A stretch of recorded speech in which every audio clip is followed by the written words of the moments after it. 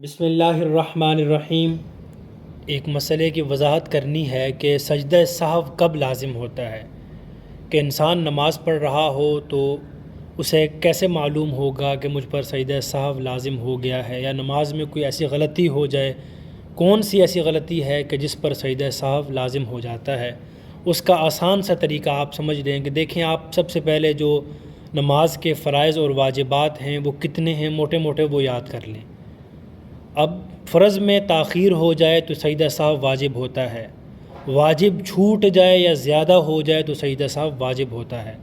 اب دیکھیے، میں آپ کو اگزامپل دیتا ہوں کہ نماز کے جو فرائض ہیں وہ 6 ہیں۔ تکبیر تحریمہ وہ تو چھوٹتی نہیں ہے، اس کے بعد قرات ہے، قیام ہے، رکوع ہے، سجدے ہیں، آخری قعدہ اس میں تشہد کی مقدار بیٹھنا، یہ نماز کے فرائض ہیں۔ اب ایک آدمی اللہ اکبر کہتے ہوئے سیدھا سجدے میں گیا، اس کا رکوع رہ گیا، تو وہ کسی بھی رکعت میں اس رکوع کو دوبارہ ادا کرے۔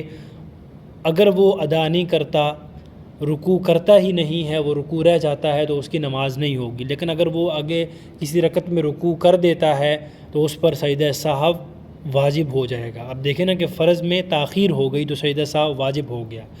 اب اس کے بعد واجب میں اضافہ ہو جائے یا واجب چھوٹ جائے تو اس کی اگزامپل آپ سمجھ لیں کہ سورہ فاتحہ پڑھنا واجب ہے، بھول گیا، سجدہ سہو لازم ہو جائے گا۔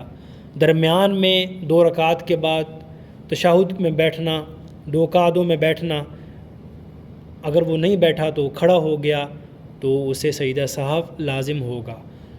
پہلا قعدہ جو ہے وہ اگر اس سے چھوٹ گیا تو سجدہ سہو اس پر واجب ہو جائے گا۔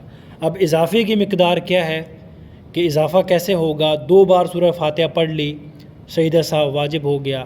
پہلی رکعت میں اس نے بیٹھنا نہیں تھا، کھڑا ہونا تھا دوسری رکعت کے لیے، لیکن وہ بیٹھ گیا تو سجدہ سہو واجب ہو گیا۔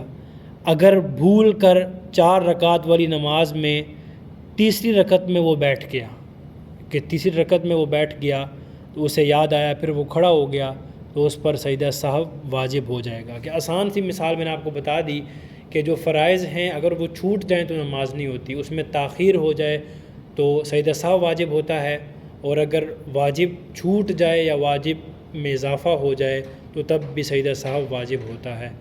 وآخر دعوانا ان الحمد للہ رب العالمین۔